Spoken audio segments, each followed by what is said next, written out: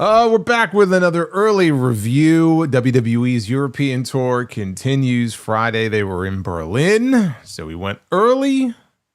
Went actually live a little bit early on Friday to talk about the big WWE Championship match between Drew McIntyre and Cody Rhodes.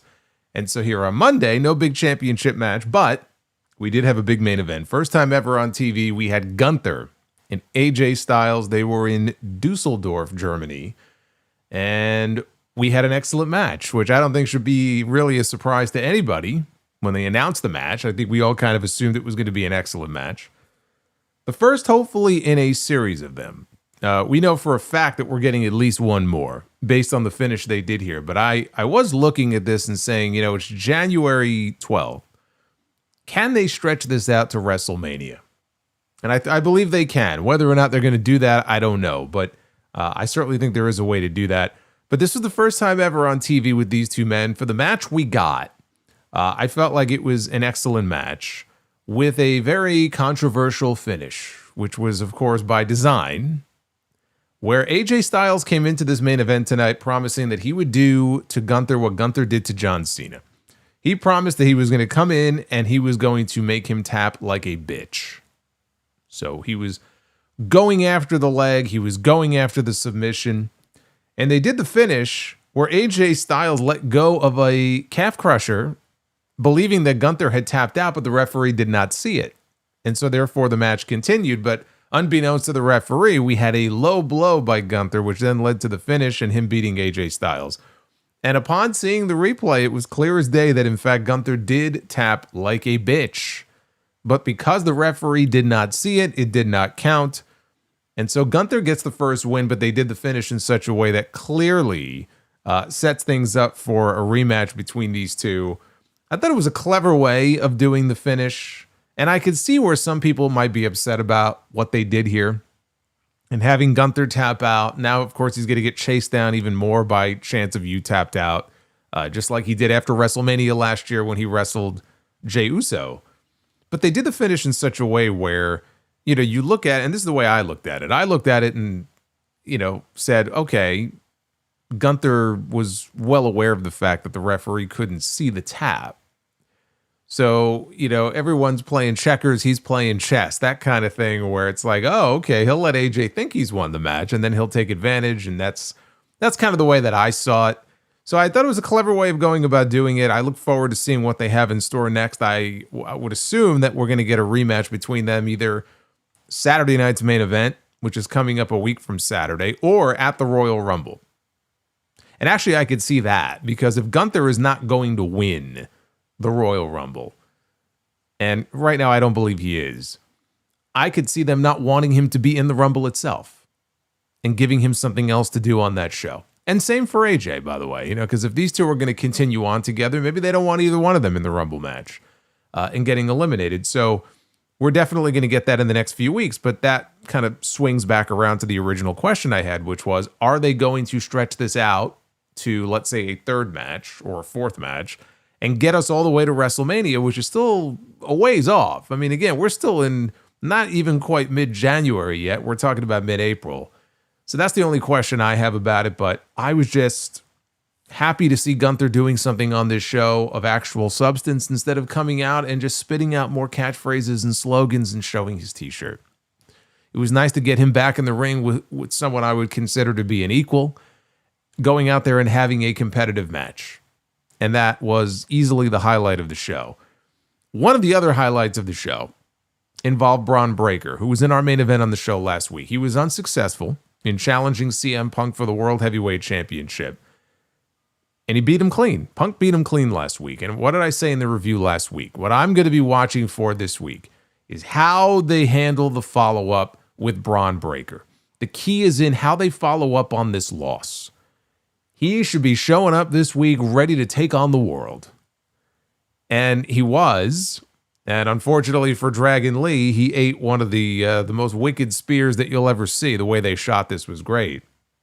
But they did an angle on the show where Bron Breakker came out when he wasn't supposed to, and he was attacking people, and Adam Pearce, when all was said and done, Adam Pearce suspended him indefinitely. And so that, I guess, is going to be their way of keeping him off television for a few weeks, maybe even until the Royal Rumble, which he may win, by the way. Again, he is one of the top 3 favorites right now, has to be, to win the men's Royal Rumble match.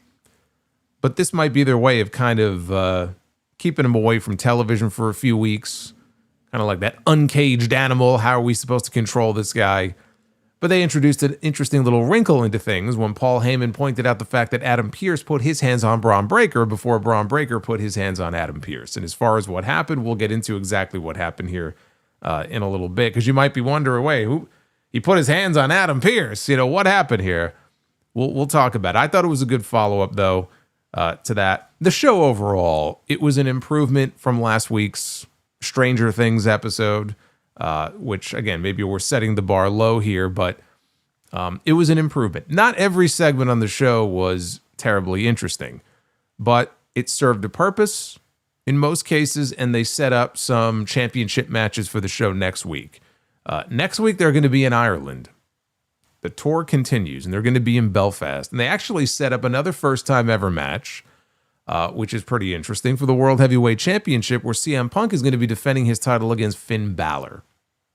And we can sit here and say, well, what has Finn Balor done lately to get a World Heavyweight Championship match with CM Punk? But Punk pointed out, as Balor did, that it was only a couple months ago that Punk pointed out he wanted to defend his title against people like Finn Balor. So this is Balor basically showing up and cashing in his chip and saying, okay, why don't you put your money where your mouth is? Give me a shot at the World Championship. And it just so happens that the show next week is in Balor's home country. So they set that match up for next week. Becky Lynch, obviously also from Ireland, she is going to be defending her Intercontinental title next week. Again, what is this, match number 5, I believe, with Maxine Dupree. So that was set up for next week. So again, on the whole, definitely a better show than the one we got last week. We'll take it segment by segment here, as we always do, because this is your Raw on Netflix review. It is January 12, 2026. I am the Solomonster. Finn Balor, I know. Finn doesn't have a chance. Finn Balor does not have a chance to win the World Heavyweight Championship next week. That is 100% correct. That does not mean, though, that the two of them will not go out there and have an entertaining match. See, I have a feeling, I just talked about Bron Breakker, right, being indefinitely suspended, and maybe that's their way of taking him off television. I could be wrong about that, and there could be a very specific spot on the show next week where we see Bron Breakker reemerge. So it's possible we may not see Finn Balor. If Bron Breakker gets involved next week, we get no finish. He might spare Finn Balor from eating the pin next week. But take your pick. It's either Finn Balor or Bron Breakker gets involved. Because, as you said, Finn Balor has no chance of leaving Ireland as the World Heavyweight Champion next week. Babyface Finn or heel Finn? He'll be a babyface next week. Are you going to boo him in Belfast? Come on.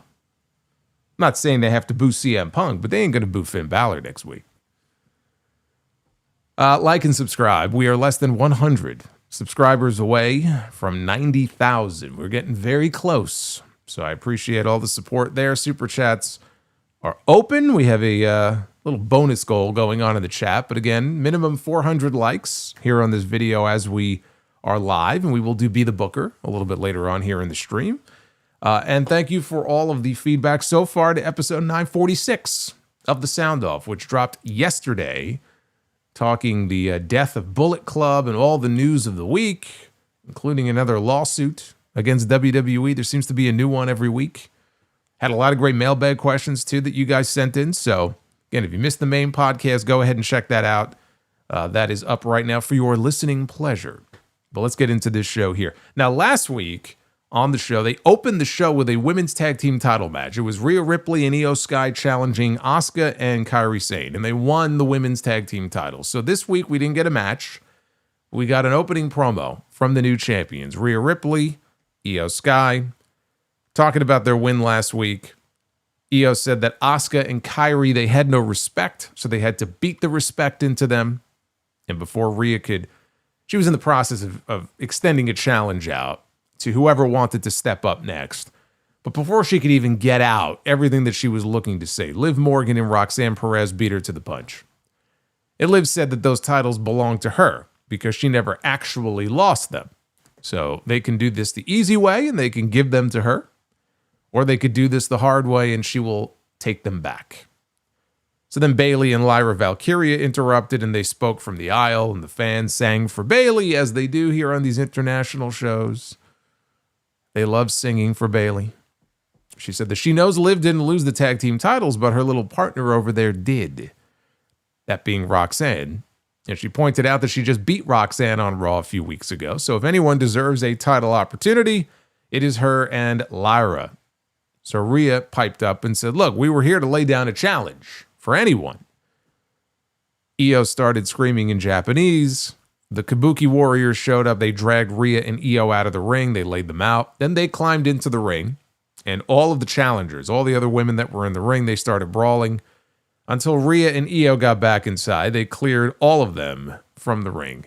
This was as basic an opening segment as you will ever see to open up an episode of Raw, but it did set up a number one contenders match for later in the show. So all of the challenging teams that we saw here in the opening segment, they were involved in a three-way later on in the show.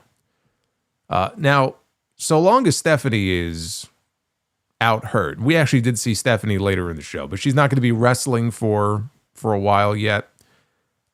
These women here then being involved in the tag team title scene is fine. But when we come out of the Royal Rumble, we're heading into the Elimination Chamber in WrestleMania. You know, when it comes to women like Rhea and Io, and even Liv, quite frankly, they really should be doing more than just tussling back and forth for the women's tag team titles. So I'm hoping that, you know, for some of them anyway, this is just a kind of a temporary situation. But once we get really kind of into the road to WrestleMania, some of these women, they just have to be doing something else and not just squabbling over the tag belts. Now, in the back after, Liv Morgan took issue with Finn Balor because in the Judgment Day clubhouse, is that still what it is? Is it still considered a clubhouse? But they were back there. He was still playing 2K25. Right, 2K26 is coming out soon, but he's in the back. He's playing the video game as himself against Cody, who just interviewed him on Cody's podcast.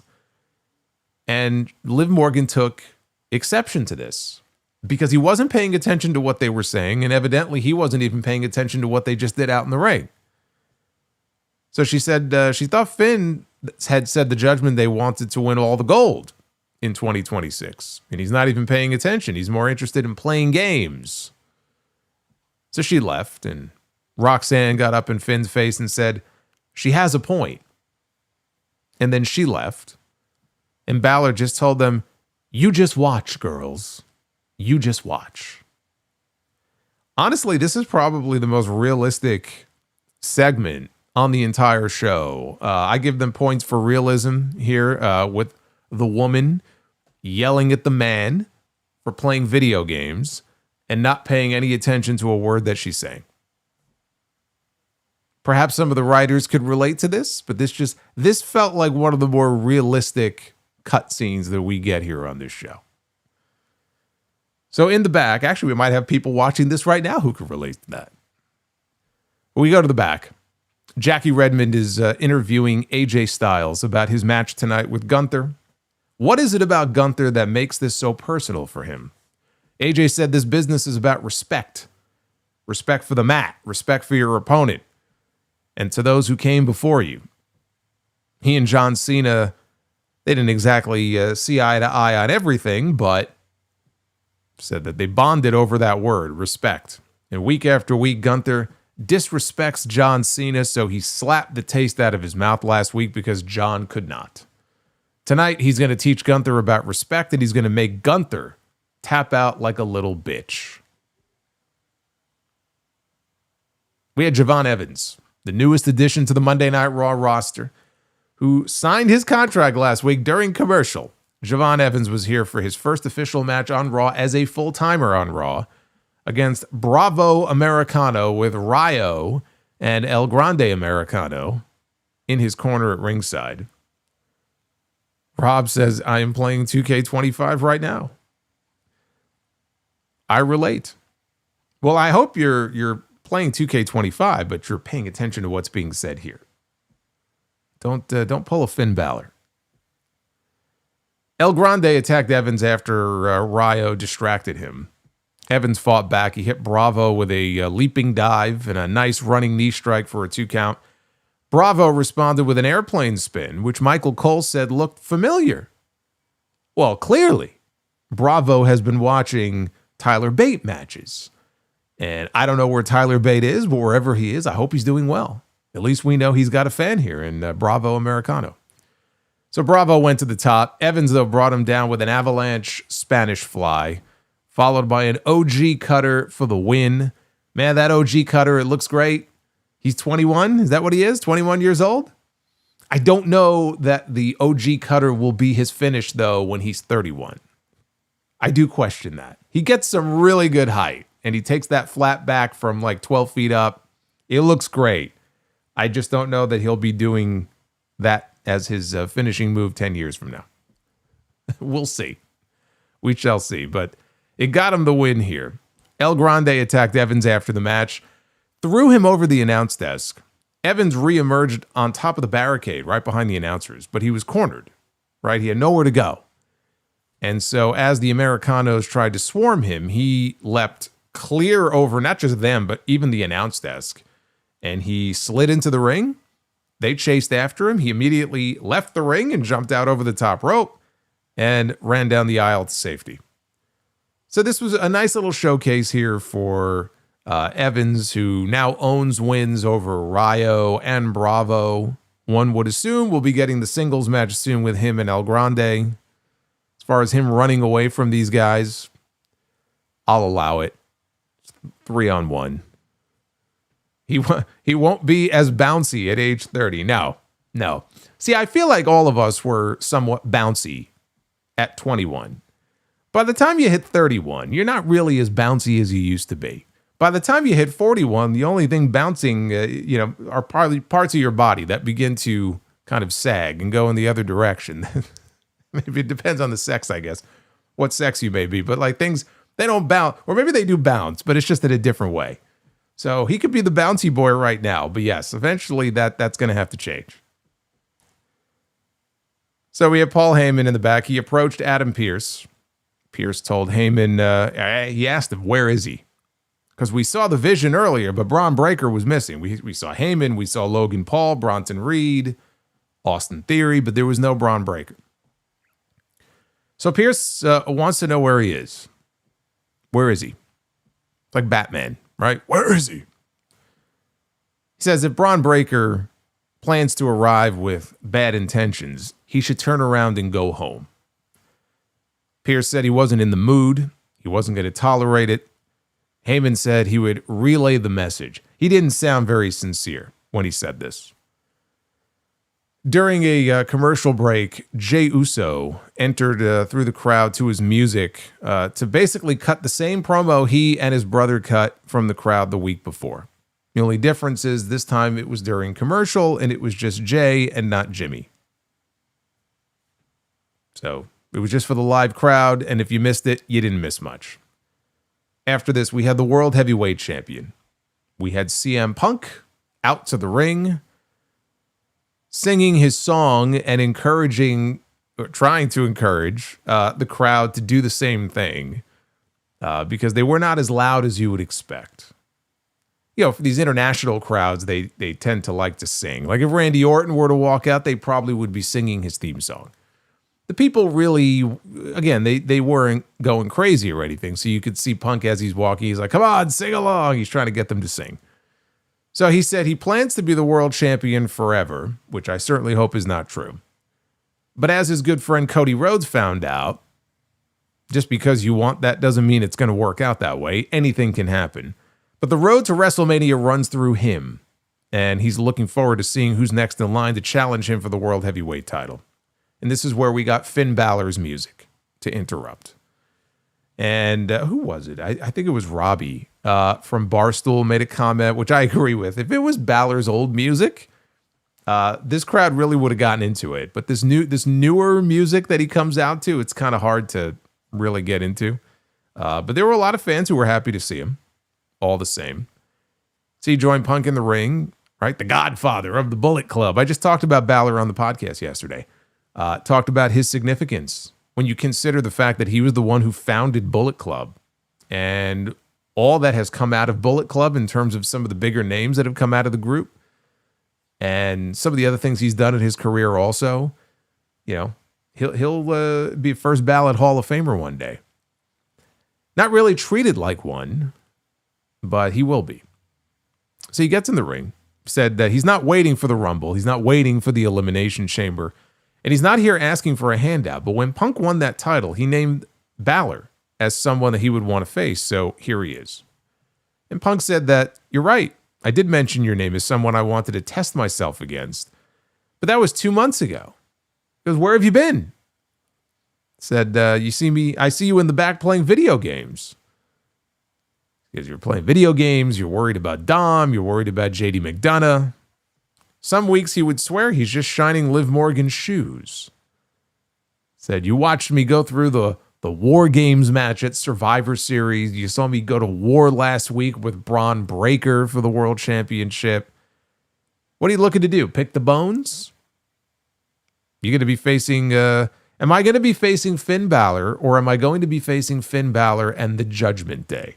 That was the question that Punk wanted to know the answer to. Because I'm a fan of Finn Balor. And if I said I'm going to be a fighting champion, then that includes today. So I'm going to go put my boots on, and we're going to do this tonight. Right here in Dusseldorf. And the fans loved hearing that. Because these fans thought for a moment there they were going to get an impromptu World Heavyweight Championship match. Balor said he knows that timing is everything. He's not jumping the line to face him. Anyone who has watched his career from Europe to Japan to NXT to Monday Night Raw knows that the line starts here. So you don't have to worry about Dom. You don't have to worry about JD. But he's not going to be alone. You see, he watched Punk's career. And time again, Punk would get home field advantage in Chicago. Well, next week, Raw is going to be in Belfast, Ireland. And it's going to be the Punk against the Prince. And there's going to be a new Irish World Heavyweight Champion. So Punk told the Prince, you're on. And he apologized to the fans in Dusseldorf because they wanted to see the champion work. And he wants to take this moment to apologize to the fans in Belfast, to Balor's countrymen, for putting Balor to sleep with a GTS. Well, it's about time they gave Finn Balor something important to do on this show. When we came into 2025, there were reports that WWE had plans for Finn Balor, that he was in line for a big singles push in 2025. And that singles push never came. Right? He was doing Judgment Day stuff. There was all kinds of drama with the Judgment Day throughout the year. He was a world tag team champion. He never got any kind of sustained singles push, though. So now people think, well, 2026 is going to be the year. And he's teased it in some of his promos by talking about how this year is going to be different and he's got championship ambitions this year. Nobody believes he's going to go to Ireland next week and win the World Heavyweight Championship, right? I gave WWE credit for at least trying to shake things up on SmackDown with Drew McIntyre beating Cody Rhodes. I, weeks ago, thought maybe there was a chance Bron Breakker would beat CM Punk to win the world title. By the time we got to the week before last week's show, it didn't seem very likely. They're not going to turn around and put the world championship on Finn Balor. All right, that's just not going to happen. But it is still an important match for him next week, an important singles match. And when was the last time we can honestly say we saw Finn Balor in a significant singles match with any sort of real consequence to it? So, and the fact that they're doing it in Ireland is great because we know he's going to get a hero's welcome when he comes out. It's going to feel like a big deal.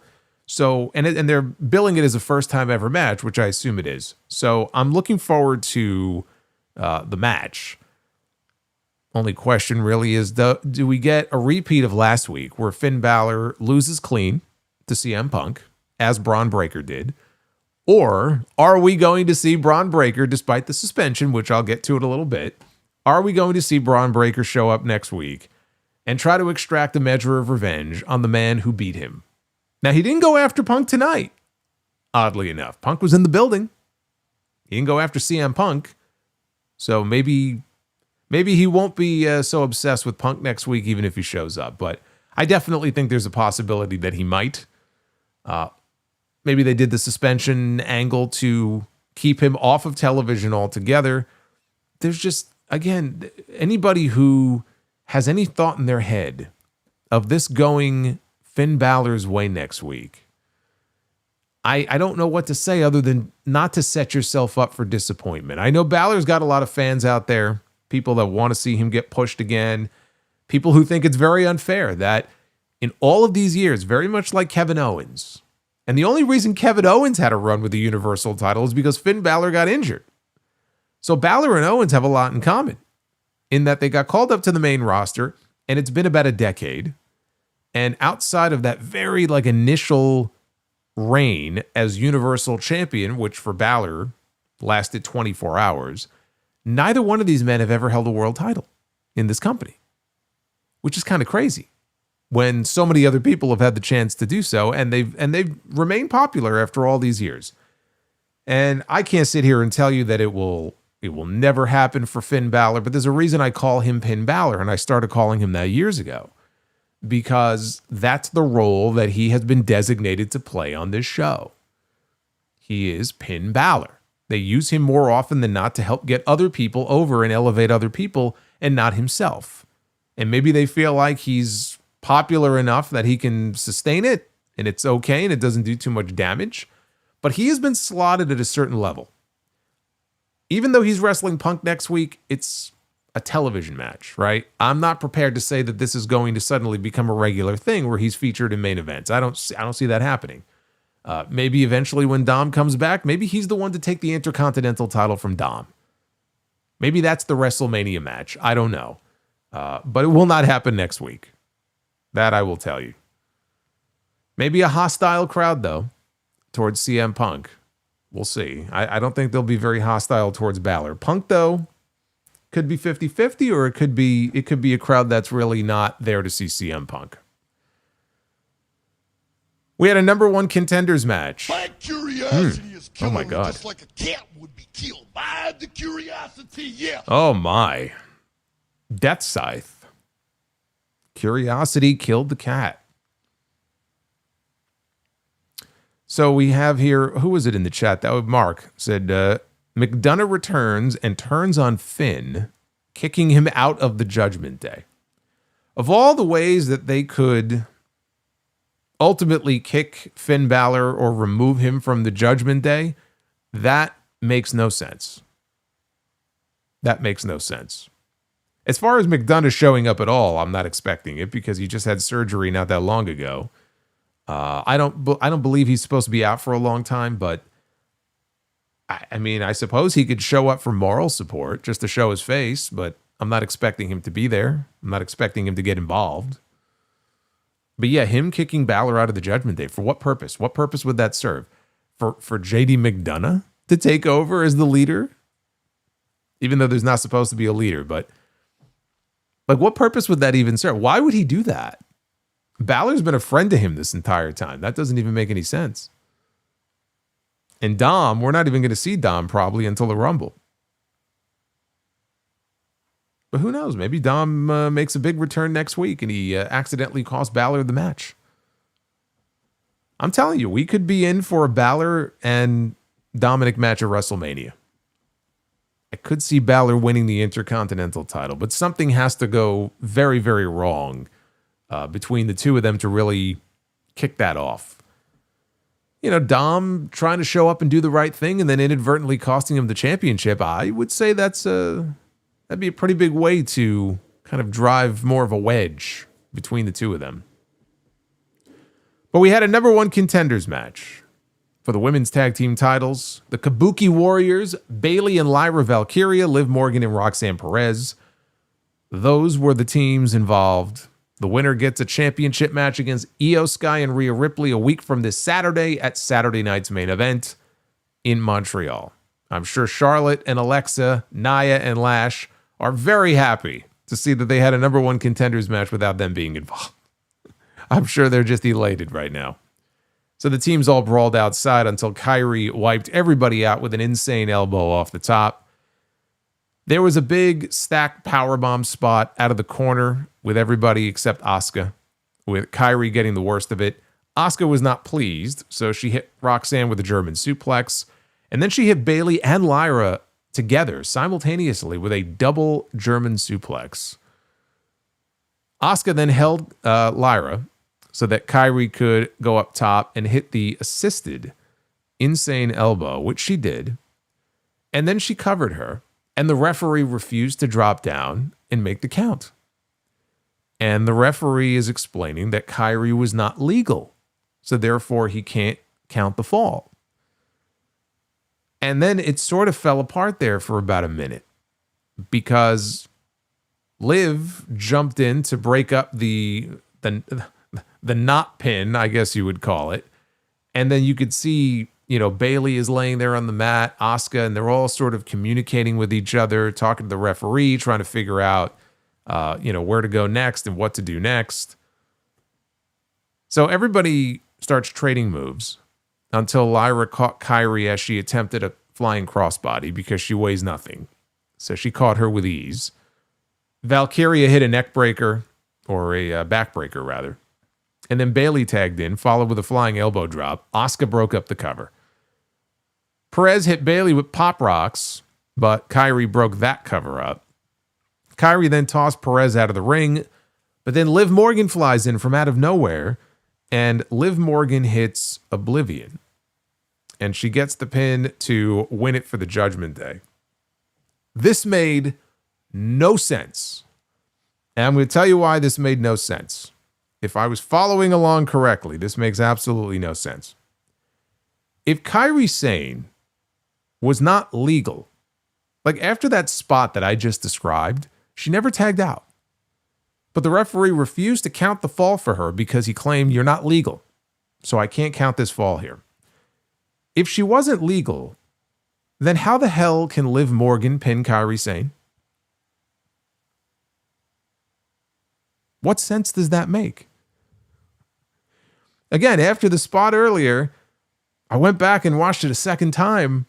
Never saw Kairi get tagged out, blind tag, no tag. The match just continued with her in the ring, and evidently the referee didn't have any issue with it because, and I'm sure what happened is, she was supposed to be in the ring, and so the referee was just sort of like, okay, just forget about what happened and let's just keep moving along here. That's realistically probably what happened. But just in the context of what we were watching, it didn't really make any sense. So like Kairi couldn't make the pin because she wasn't legal, but it's okay for her to take the pin, even though she's not legal. It's very stupid. So something got fucked up in translation here. But it will be Liv and Roxanne. They will be challenging for the women's tag team titles. That's coming up on is it the 24th? I think the 24th. They'll be in Montreal. So unless they add additional teams to it from the SmackDown side, right now it's just going to be 2-on-2. We had a Becky Lynch video promo that aired where she complained about Maxine Dupree already getting a rematch for the women's Intercontinental title, even though it took her 2 months to regain her championship. Wasn't she boycotting the show? That's her own fault for not showing up. There have been a lot of incidents with referees lately. That is true. In both companies. I still can't get that Paul Turner thing out of my head from World's End with Okada and Takeshita at the end of their match and how fucking awful that looked. I don't know, man. Being a referee, it's not an easy job, but it's been a lot of different incidents of late, it feels like. So anyway, Becky said that she's going to be defending her Intercontinental title one more time against Maxine next week in Belfast, in her homeland of Ireland. So we're getting this again. Now, Jackie Redmond was backstage with Maxine Dupree, who was with Otis and Akira Tozawa. She has a chance to win it back next week, but where is your head at? That's what Jackie wanted to know. So Maxine admitted that she was disappointed that she lost the championship, but winning the title proved that she belongs. And then she turned to Otis and Tozawa and told them that she felt like it was time for the two of them to do the same and believe in themselves and prove to the world that they belong. She said that Becky had to cheat to beat her, And she acknowledges that Becky is great. Becky is, one of the GOATs and all this stuff, but Becky had to cheat to beat her in their match. So next week, she's going to put Becky in an ankle lock and she's going to break her ankle. And she screamed when she said this, for added emphasis. Back in the arena, Michael Cole had teleported from ringside to the stage area. And he was there to introduce Raquel Rodriguez for a special interview. To no reaction. He asked her why she attacked Stephanie Vicaire last week. Since Stephanie is currently injured, Stephanie is sporting a walking boot. They shot this angle last week, which to me felt like a way to write Stephanie off television for a few weeks while she heals up from what is a legitimate injury. Her ankle was all bruised up. She posted a photo on her Instagram. It's probably all swollen. So that's what I thought. I didn't think we were going to see Stephanie back on the show for a few weeks. But Raquel said that she remembered being the girl who politely, impatiently waited her turn in line for a shot at the title. But times change and people do too. She's tired of people feeling sorry for Stephanie. So fine, go ahead. Feel sorry for her, but she will not stop. She will keep coming until she gets her one-on-one in that ring. And when Big Sexy Raquel Rodriguez stands tall as the new women's world champion, then they could all feel sorry for her. Big Sexy, you say? It's kind of funny because her career in many ways turned around when Kevin Nash made that comment about how she needs to work big. Like Raquel sells too much for her opponents who are smaller than her. She needs to work big. And then Raquel took it to heart. And she started working big. And just the way that she would carry herself in the ring, and even it felt like she was selling less and she was being more dominant in her matches, and it made a huge difference. I feel like in her career last year, where it really felt like she was, like if you were to talk about most improved, like at the end of the year, all the year-end awards and stuff, Raquel would win for most improved. Now she's calling herself Big Sexy. I wonder where she got that from.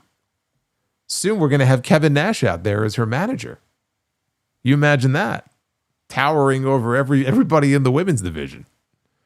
She's going to have Kevin Nash in her corner guiding her and giving her advice. Can you imagine Kevin Nash having to walk down some of these ramps and these aisles in some of these big stadiums? On these stadium shows? I feel like it would take a while. So Stephanie's music hits, which I was not expecting. And out walks the women's world champion, or limps out, still in her walking boot. And she was surrounded by referees who were trying to stop her. Meanwhile, Raquel is escorted. They kept the two of them apart. And Raquel, very calmly, is being surrounded by officials as well, and they guide her to the back. And Stephanie looks into the camera, and she said this being, I guess, the walking boot, will not stop me. Raquel, come get it, she says. Evidently, Raquel heard her because 2 seconds later, she gets ambushed from behind by Raquel Rodriguez, who ran back out and attacked her. And she again slammed the injured ankle. She took the foot with the walking boot on it and slammed it against the ground. And then she took the women's world title. And she reared back with it. And with all of her might, she slammed it down across the walking boot. And then Stephanie's on the ground writhing around in pain, and that's how the segment came to an end. Well, if you would have just stayed home and convalesced like you were supposed to, then this wouldn't have happened. So she really doesn't have anybody to blame for it but herself.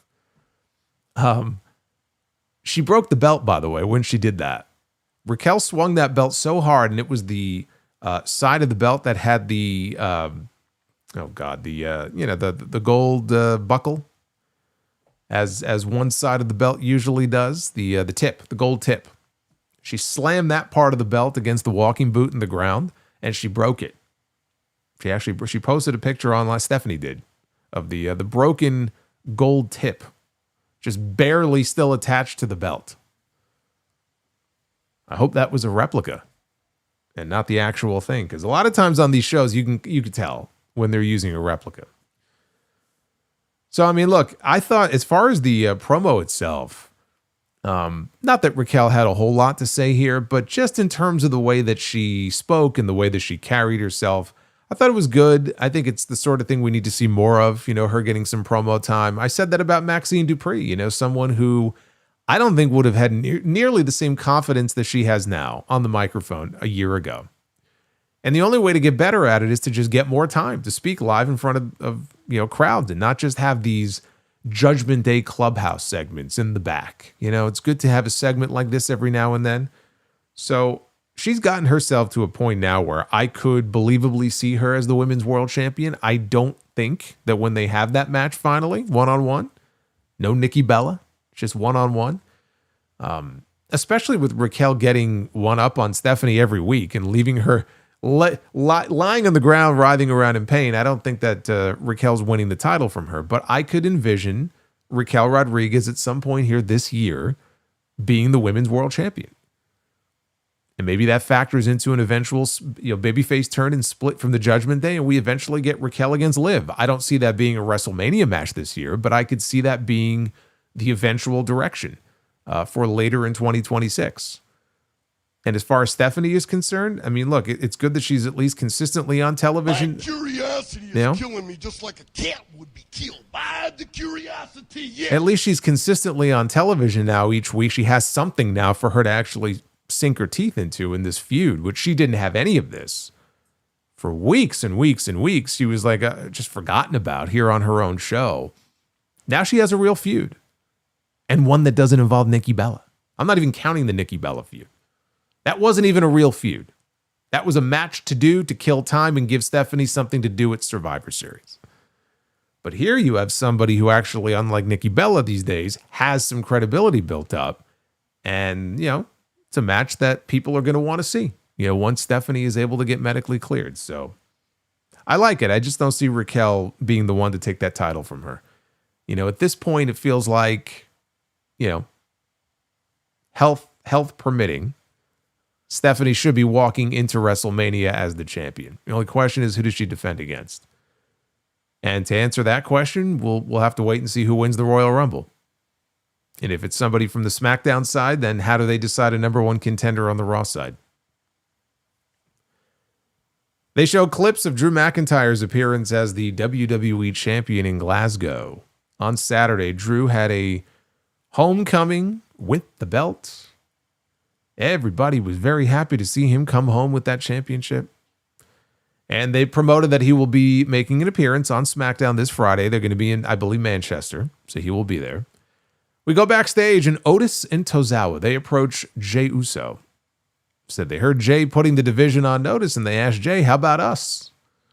And Jey said that, you're my boys.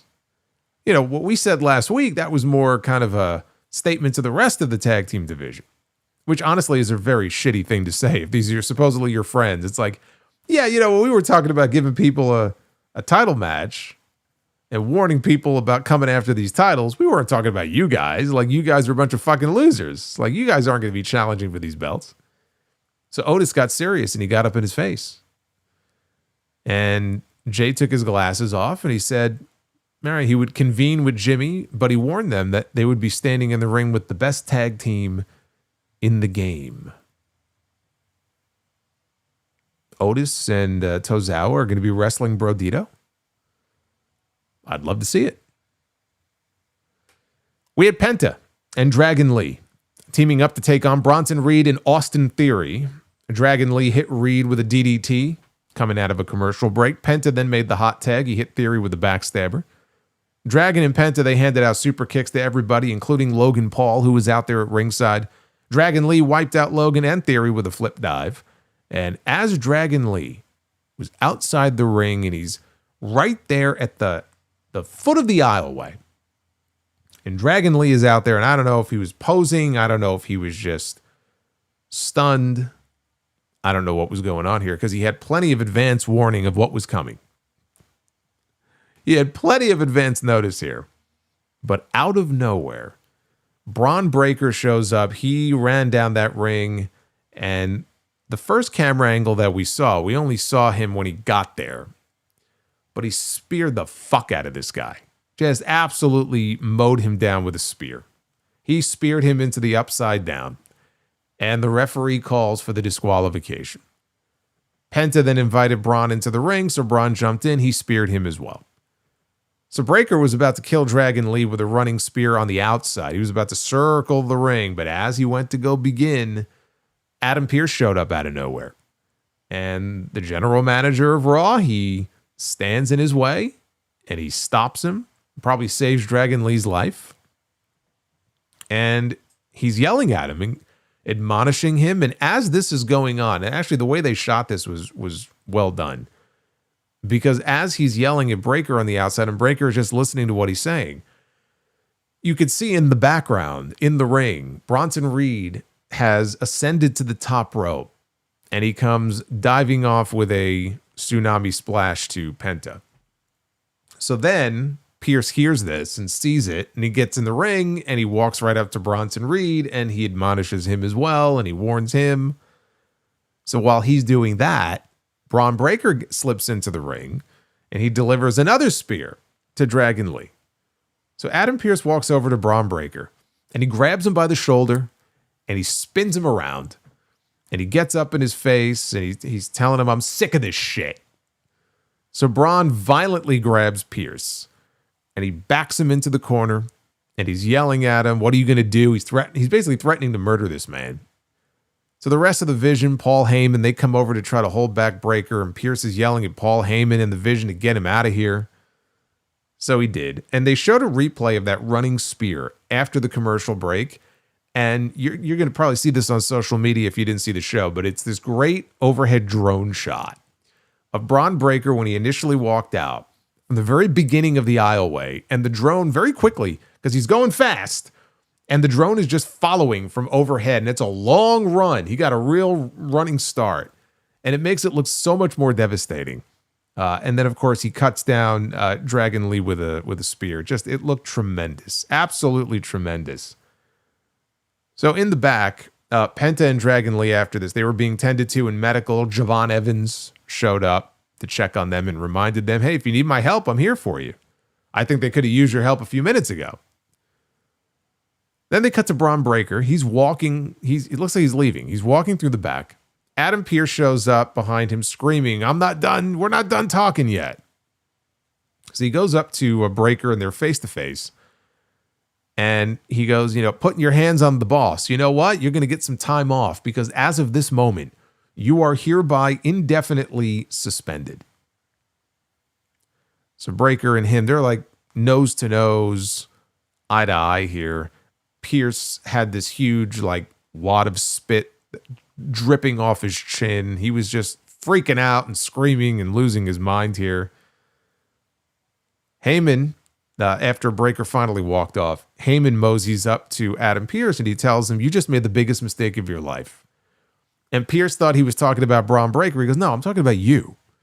You just made the biggest mistake of your life, doing what you did, because with all due respect, Mr. General Manager, from my vantage point," says, "you put your hands on Bron Breakker first, not the other way around."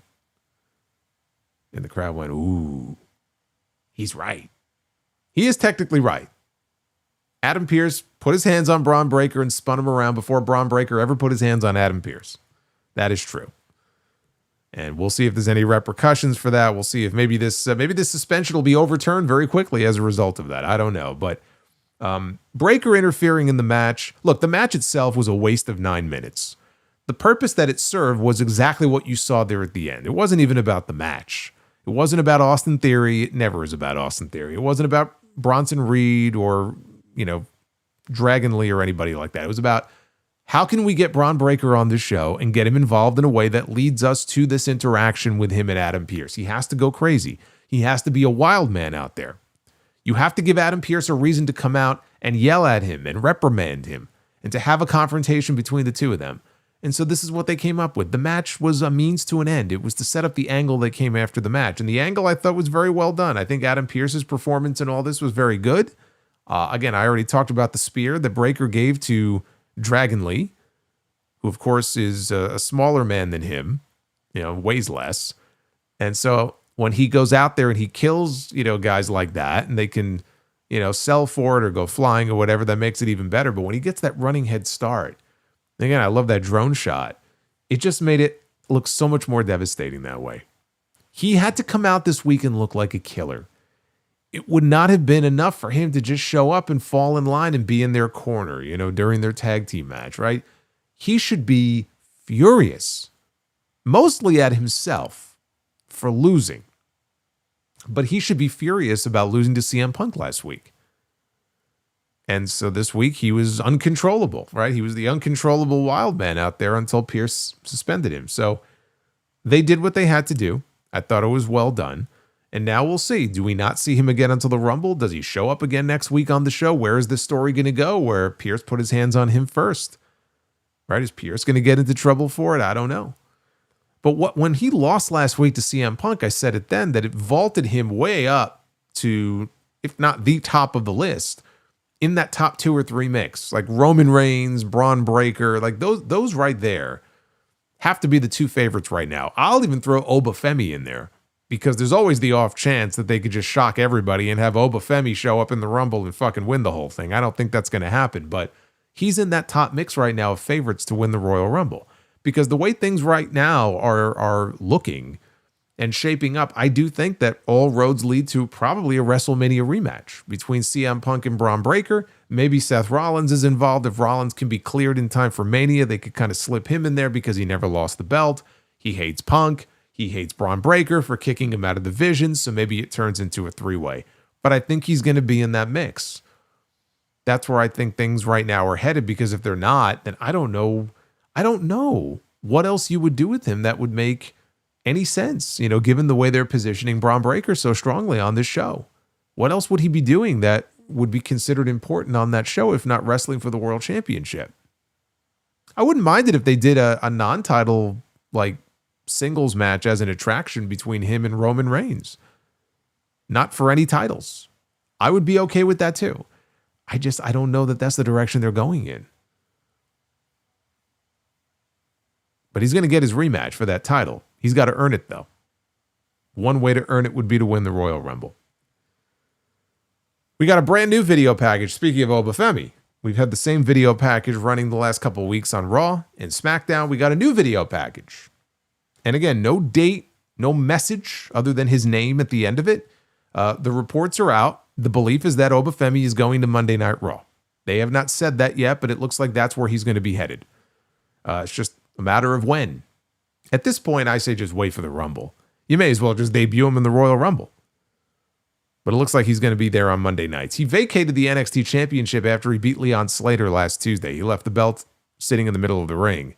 They have announced that on NXT tomorrow night, they will have some sort of announcement to explain how they're going to handle this, whether it's some sort of, like a series of matches that lead to a multi-man match to crown a new champion, or just a tournament. Whatever they're going to do, we'll find out tomorrow on NXT.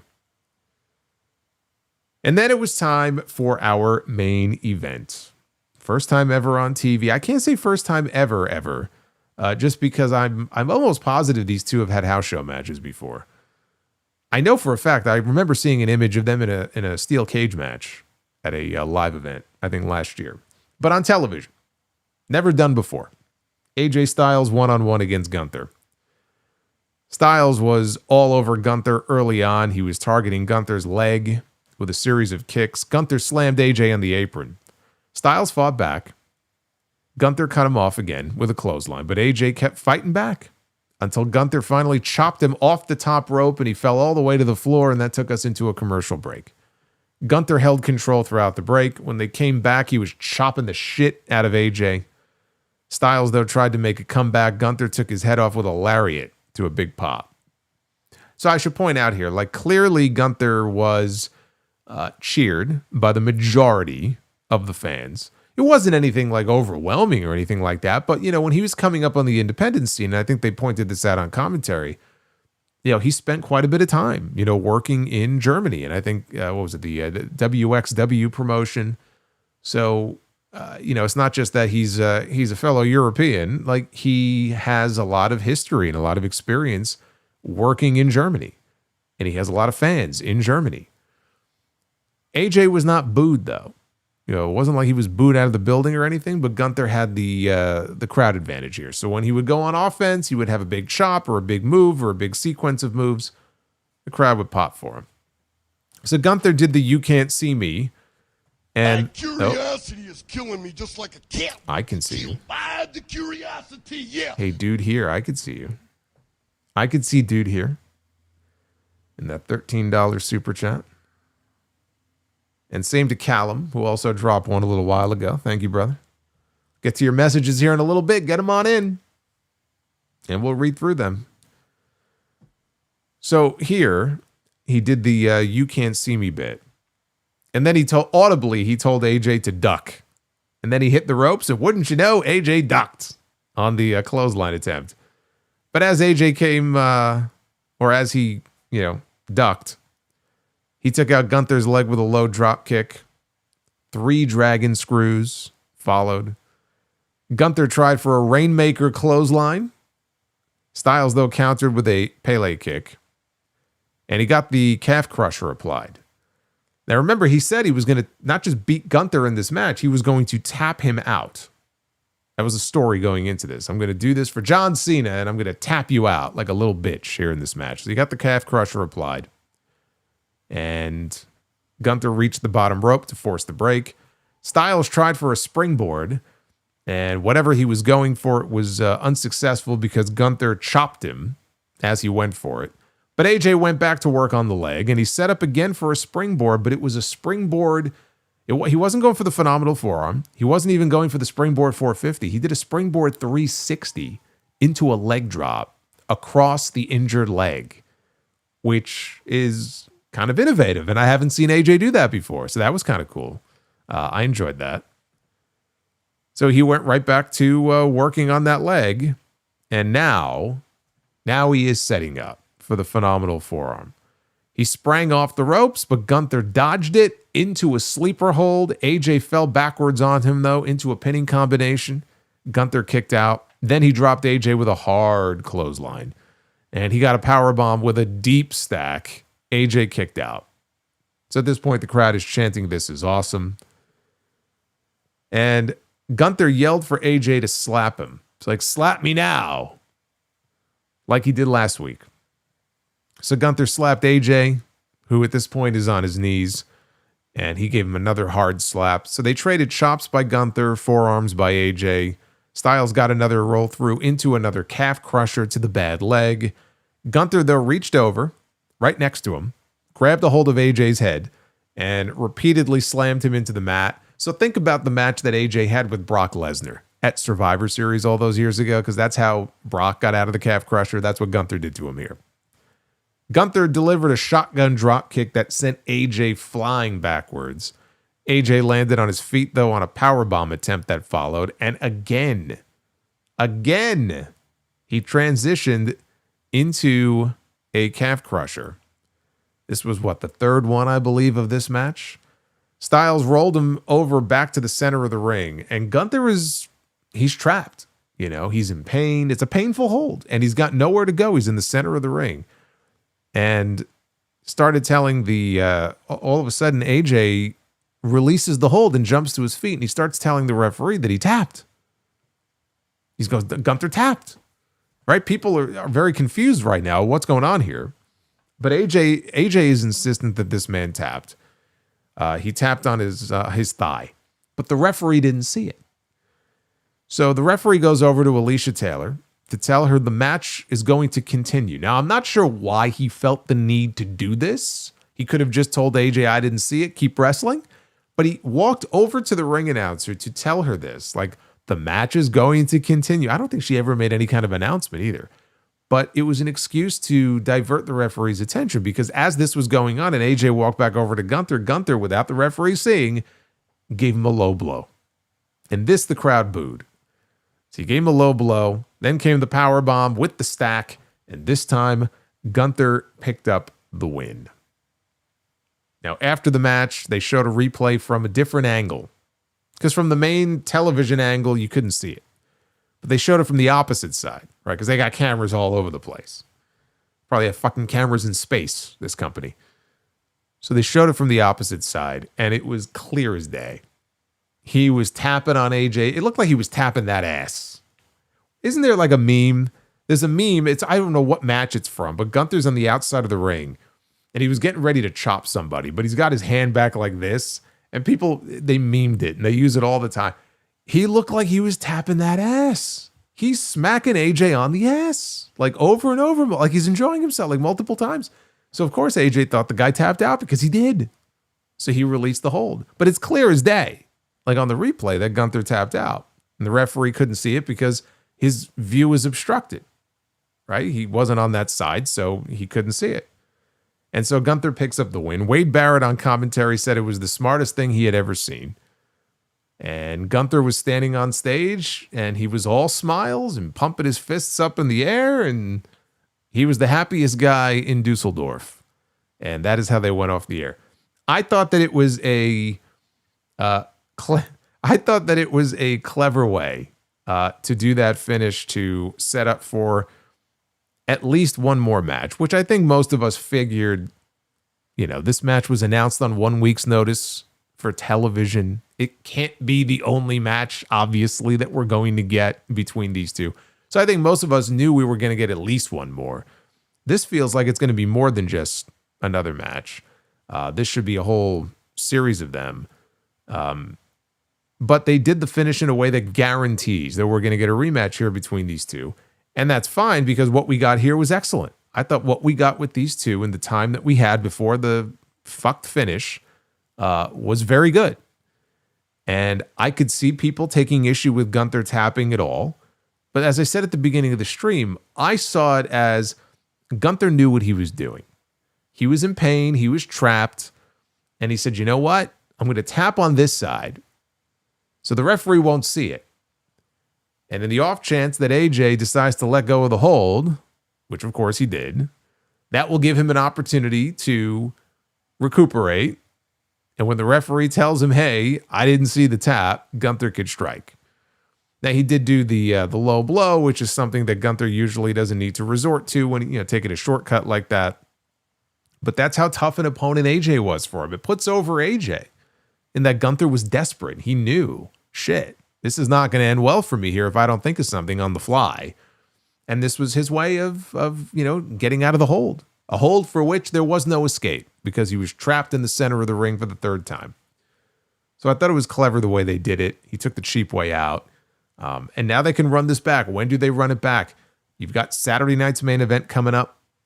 Gunther wrestled on that show last year. He defended the World Heavyweight title against Jey Uso on Saturday night's main event. I don't even think he worked the Rumble last year. So they could do it on that show.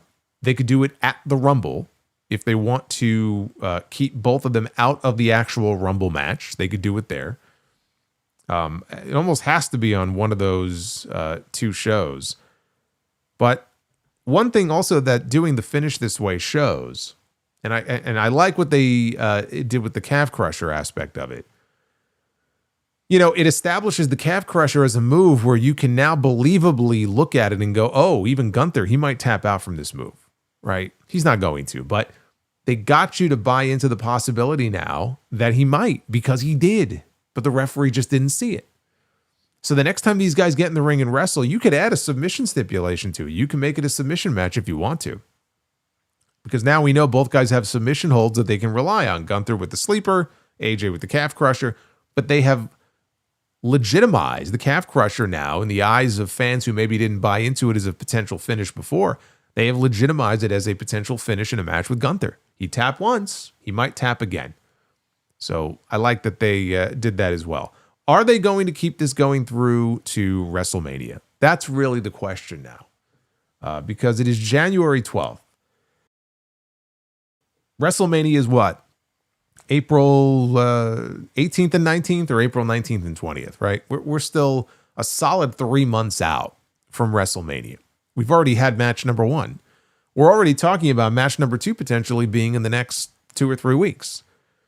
Can they drag this out to WrestleMania? I believe they can, especially if this all culminates in AJ's final match or AJ putting his career on the line. And we still don't know when AJ is wrestling that final match.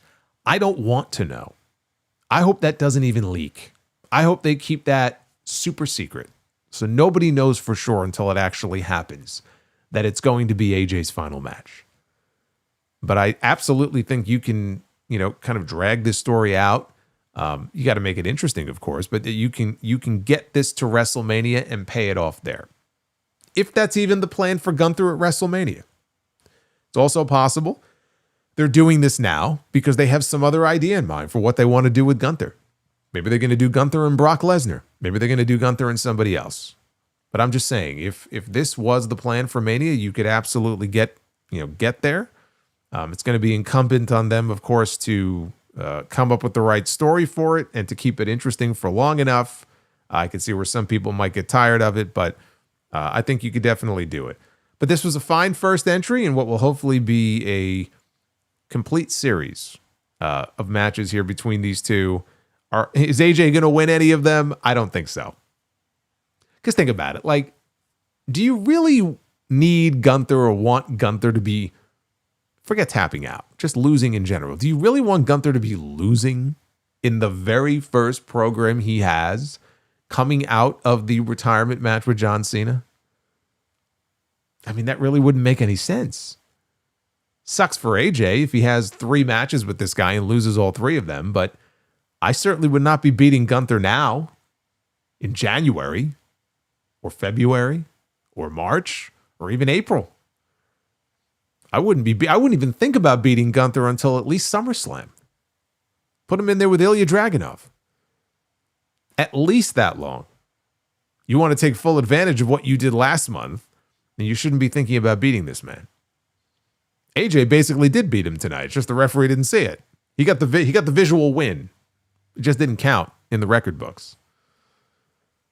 But yeah, I think beating Gunther at all in his very first feud coming out of Saturday night's main event would be a very suspect decision. And I'm a big AJ Styles fan, but he should not be winning. What did you think of Raw from Germany? 58.5% thumbs up, 25.4% thumbs in the middle, 16% thumbs down. So that is an improvement from last week. This was a better show than last week. Last week was just overall not a great show.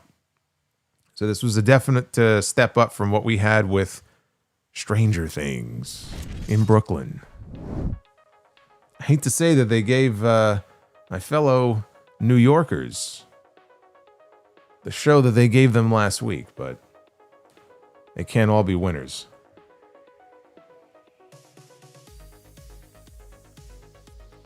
Do I think that Liv wins the Rumble? No, I do not. Especially when she's going after the tag team titles a week before the Rumble. She's not going to win the Rumble.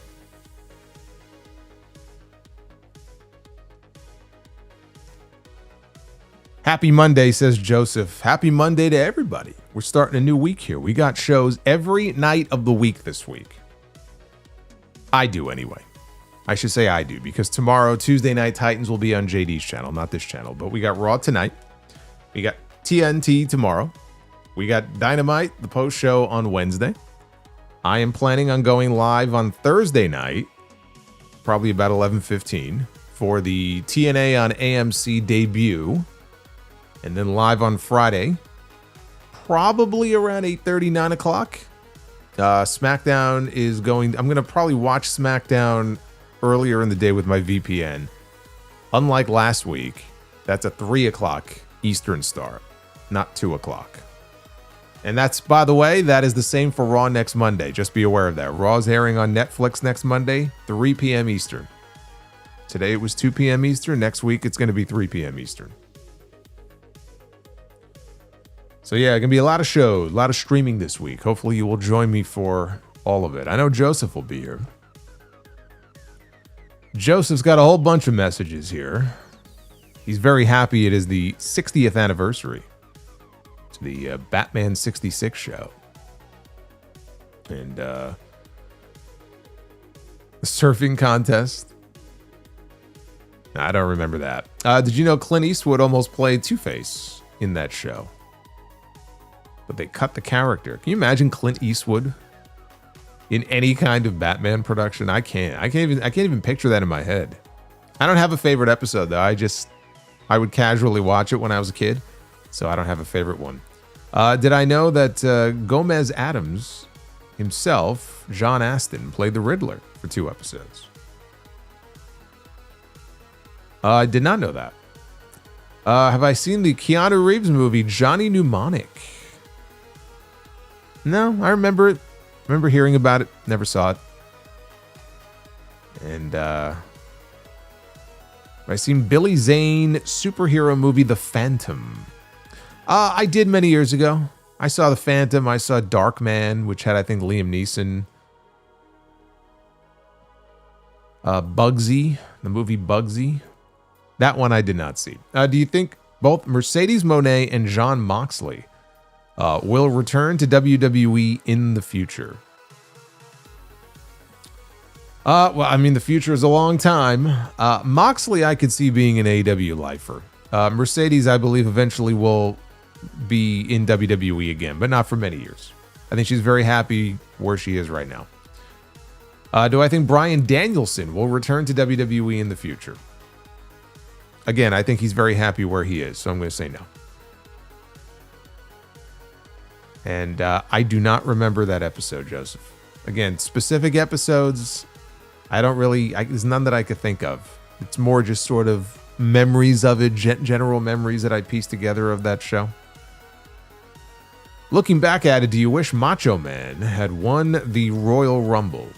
I think it would have been cool. I wish they didn't do him dirty in 93 by having him look like a fucking geek when he got eliminated by Yoko. I think that is, to this day, one of the worst Royal Rumble finishes of all time. They did him dirty. I can't believe he agreed to that, honestly. What was your reaction when Mick Foley made his debut as Dude Love? I had the same look on my face that Steve Austin did. You remember the look on Steve Austin's face? He had a look on his face like he couldn't believe what he was seeing. He didn't really understand what he was seeing. That was the look I had on my face. Was I a fan of the Dude Love theme song? I was. It was very catchy. Was I a fan of the Ahmed Johnson theme song? I was more a fan of the Ahmed Johnson theme song than I was of Ahmed Johnson. So yes. Have you seen the Brad Pitt movie Troy? I have not. No. What are your thoughts on what WWE is doing with Pete Dunne, and would you like to see him in AEW? No, I mean, in AEW, he'll be just another guy. I'm not really thrilled with what they're doing with him right now. I think it's a waste of Pete Dunne. So no, I'm not happy with it. Have you seen the Vietnam War movie Platoon with William Dafoe and Charlie Sheen? Many years ago, I did, yes. Were you a fan of Shawn Michaels against Mankind at Mind Games in 1996? It's one of my favorite matches and Michaels' matches of all time. Yes, it's one of my favorites as well. Terrible finish, but the match itself is excellent. I actually believe it's Mick Foley's best match. Like, as a match, I think it's probably the best match of his career, and I think he would probably say the same thing. I think he was in the best physical shape also for that match of any match in his entire career. It's just a shame that it didn't have a proper finish to it. Do you remember Shawn Michaels against Yokozuna on Raw in 1996? I actually do. And I think Shawn beat him with a super kick, if I remember.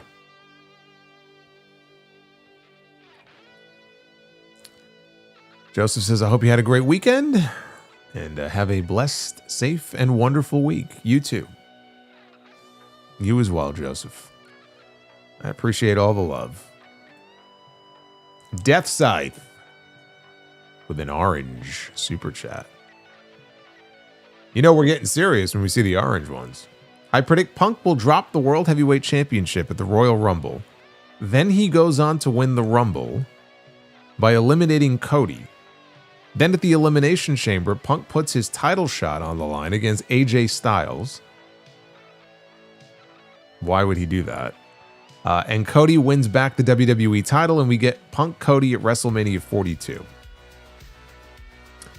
Well, I mean, the way that you have outlined this entire scenario is it's creative. I'll give you creative points, but I'll bet you that it doesn't work out that way. I don't see it going down that way.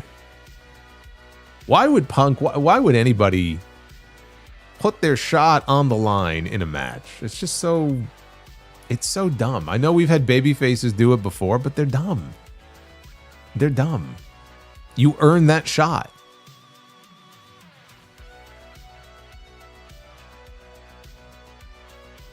Death Scythe says, I know I pitched it months ago, but I think it would be a sin if we don't get at least one singles match between CM Punk and AJ Styles before AJ quits. Yeah, I agree. I mean, you could do it, but just him putting a shot on the line. Don't do that. Find some other way to do it, even if it's like a random TV match just for the sake of doing it. Like if they find out AJ really is wrapping up at Mania and it's like, shit, we only have 2 months to do this match. I mean, you know, I don't know when the next Saturday night's main event is after next weekend. Not this weekend, but next weekend. Do it on there. Do it on Raw. But Punk putting his shot on the line, if he gets a shot, I wouldn't do that. JDFVA, thank you, brother. Hope you're doing well. Death Scythe again says, looking back at WrestlePalooza, the main event really should have been Brock, Cena, Cody for the WWE title, and Drew could have tried to cost Cody, and Orton stops him instead of doing Brock and Cena. Brother, they could have put any match in there, and it would have been better than doing Brock and Cena. There was no reason to do that match. It was a waste of a John Cena match, and you will never be able to convince me otherwise. Joey Jojo Jr., I'm pretty sure Reigns eliminated Breakker in last year's Rumble.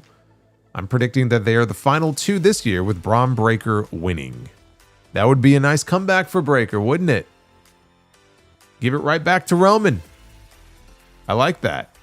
Paul Van Summeren says, I can totally get used to Europe WWE TV that I'm finished watching by 7:30 Eastern. If only I could convince the Yankees to start all home games by 4:30 p.m. Yeah, wouldn't that be nice?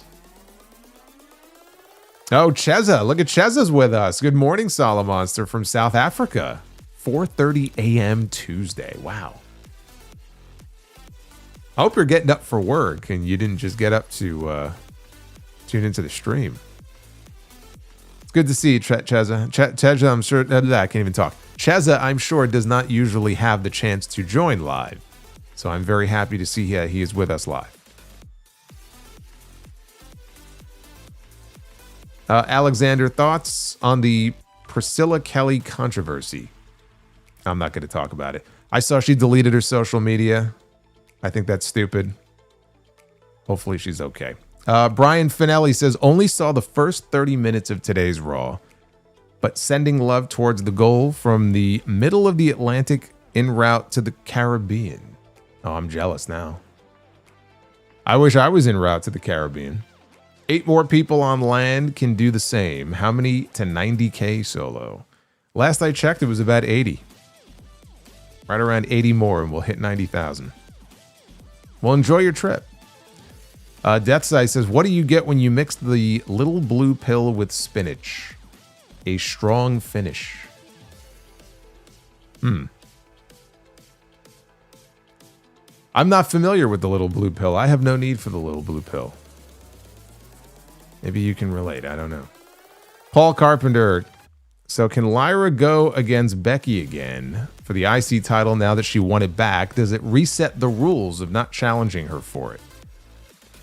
That's a good question. I took that to mean that so long as Becky Lynch is the Intercontinental Champion, that she can't challenge her for it. But you may be right. See, it's like a little loophole where WWE basically can do whatever they want and they can always find a way to explain it away. If they want to resume things with Becky and Lyra, which I don't really see the need for them to do, but if they wanted to, they could just say it reset. When she lost the belt, it's a whole new reign, it reset. I took it to mean the other thing, though. But I wouldn't be too worried about that because I don't see them going back to it. Callum says, hi, Solo. Do you have a favorite short sequence from any wrestling match or a perfect minute or so that you find yourself revisiting? Something like Hogan hulking up against The Rock at WrestleMania X8. Well, you just named what I was going to give as an answer. You know, the moment that Rock gave him the rock bottom and went to pin him and Hogan kicked out and hulked up, that whole sequence. Another one is when Austin did the run-in at Backlash in 2000. First appearance since the neck surgery, and he ran out and mowed everybody down with a chair and helped The Rock win the championship. That would be another one. Undertaker debuting as the American Badass in the final 90 seconds of the Iron Man match with the clock ticking down. He's going in the ring and beating up all the members of the McMahon-Helmsley regime, and time is ticking, and people are in fucking Louisville are losing their minds. That's another one.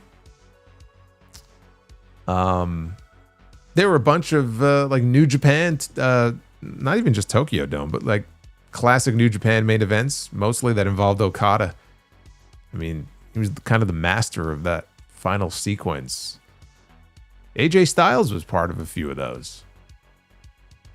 So yeah, there's a whole bunch of them, but those are a few.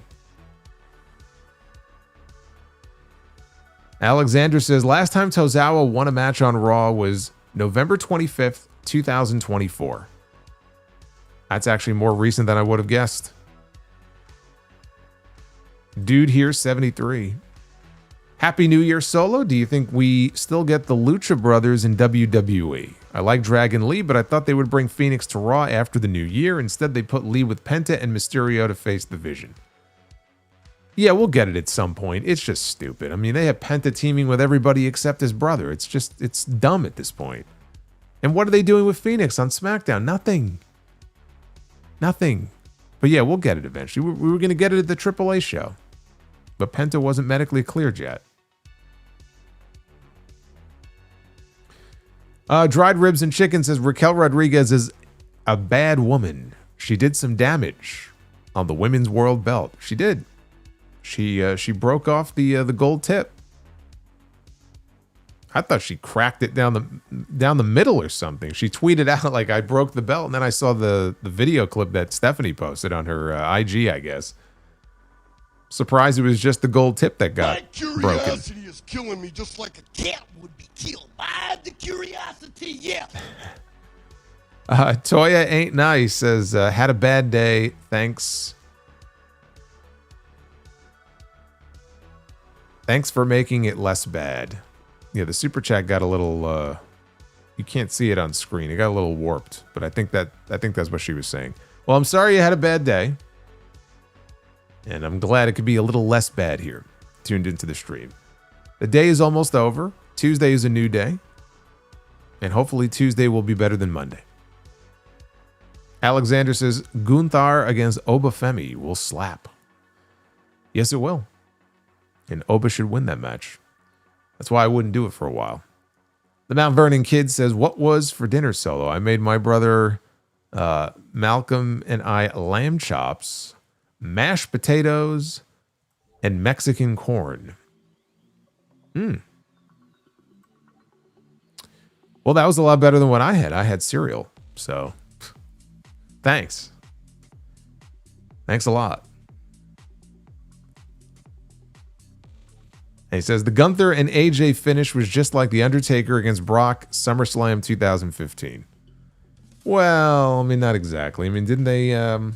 Didn't somebody ring the bell or something during that finish? It was very similar. It was not exactly the same, but it was very similar. Duff's Vid says, what do you call a cow's knee?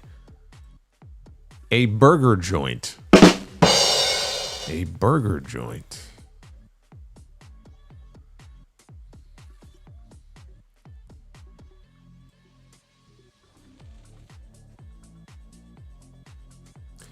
Base Beerus, who is your current female wrestler crush? My current female wrestler crush. I don't know if crush is the right word. It's Jade. She is a gorgeous woman. So for me, it is Jade Cargill. You want your answer? There's your answer. Deathside says, I watch Razor and Martel for the vacant Intercontinental title on Raw, and I wish it was Mr. Perfect against Randy Savage, and Savage could have won the title. He could have dropped it to Razor on the Raw where HBK returns. That's not how they did things back then. And by that point, Savage was beyond the Intercontinental title anyway. And Horatio Alger. Who does Solomonster believe? JR or Devon? Well, I don't believe Devon is lying. So hopefully that answers your question. I don't believe Devon is a liar.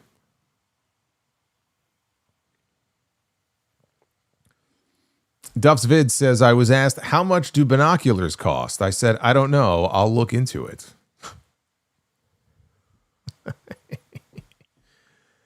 Ah. Now, Sidro, I haven't read the memberships yet. I'm just wrapping up the super chats. Again, they have them. They're not even listed here in the same place. Ace Italiano says, mine is Io Sky. Punch says, mine is Zelina Vega. Okay. That works. That's cool. That's cool. Yeah, now for me, it's Jade.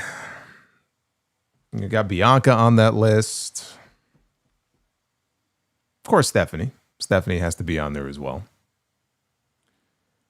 And Rhea. But Bianca and Jade are right there at the top. The Mount Vernon Kid. Once again, Bron Breakker throws a temper tantrum for losing. In the words, the old man should angry with his... yeah, this is completely botched, but I'm going to try to read this. I don't know. This got fucked in translation here. Once again, Bron Breakker throws a temper tantrum for losing to, in his words, the old man should angry with his own crew. Okay. All right. I think I get what you're trying to say, though.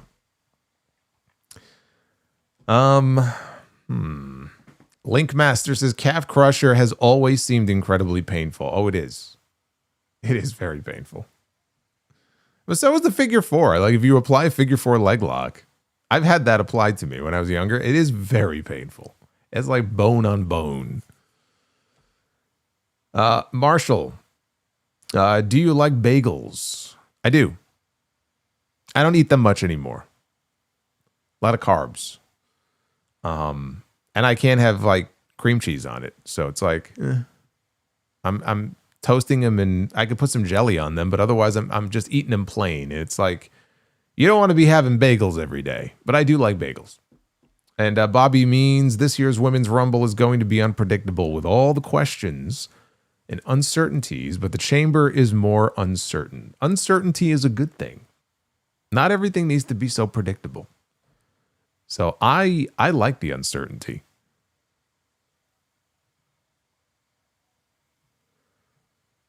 And Death Scythe, buy or sell on which match should have main evented a pay-per-view the most? Bret Owens SummerSlam 94 or Rock Hogan at WrestleMania X8? Rock Hogan. I mean, they both should have main evented, but Rock Hogan. Like, in terms of attractions, outside of doing Hogan Austin, there was no bigger, at the time, like, attraction that you could have done. And nothing was going to be able to follow that match.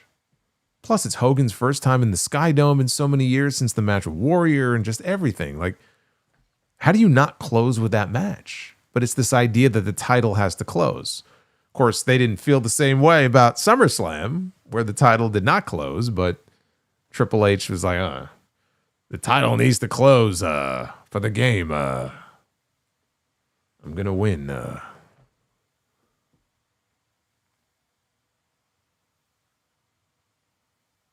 Anyway, thank you. Thank me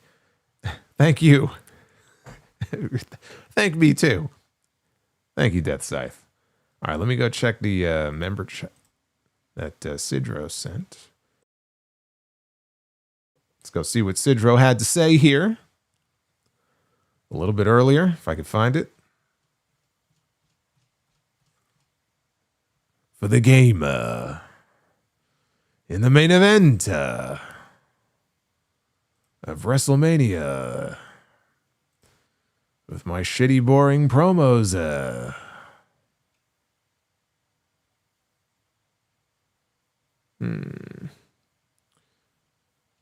Well, now it's not showing. That's just great.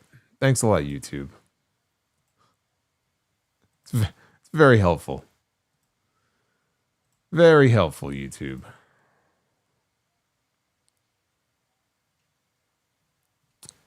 Sidro, type it out in the chat. I don't know why it's not showing. What a pain in the ass this thing is.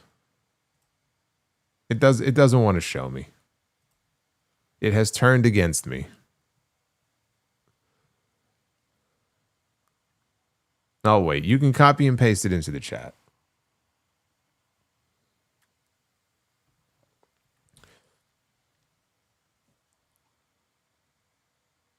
Hey, Marshall. Are you a Coke Zero Sugar or a Diet Coke guy? Yeah, any of that stuff diet tastes like absolute shit. So I'm not a Diet Coke fan, a Diet Pepsi fan. I'm not a Diet anything fan. And Coke Zero Sugar also sounds just awful. So I'm not a fan of either one of those. I don't drink a lot of soda. I mean, if I'm mixing it in with some whiskey, or if I'm at someone's house and they're serving soda, fine. But like, I don't go out of my way to drink it anymore. Oh, the Mount Vernon kid. Theory feels more irrelevant now. Should have kept the mask on. LOL. You know what?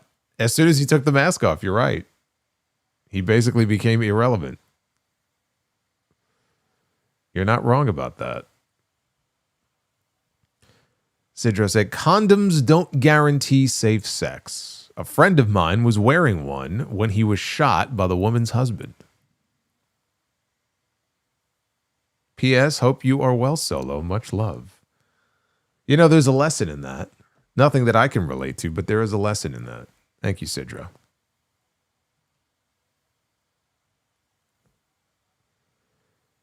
Hey, Oscar, what's going on? I'm having a great night. I hope you are too.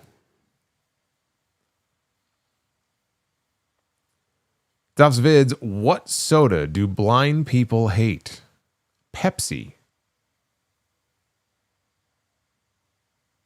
Pepsi. Oh. Stupid. What do you call a selfie by an orphan? A family portrait. Oh my God. And how do you surprise a blind person in the bathroom? Leave the plunger up in the toilets. Man, that's 3 deplorable super chats right there, all in a row by Duff's Vids. They just seem to get progressively worse. And Linkmaster, Drew needs his WrestleMania moment. He has to retain at WrestleMania. Brother, I don't think he's walking into WrestleMania as the champion. I think you're going to be very disappointed. He can get his WrestleMania moment. It's just not going to be with the belt.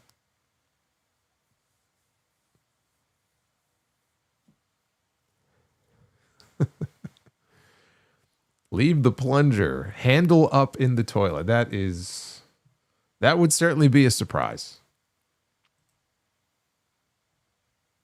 That would definitely be a surprise. All right, so again, gonna be a busy week. We got TNT tomorrow night, and then Wednesday night back here for the Dynamite post show. It is Maximum Carnage. So MJF is going to be defending the AEW World Championship against Bandito. I wonder who's going to win that match.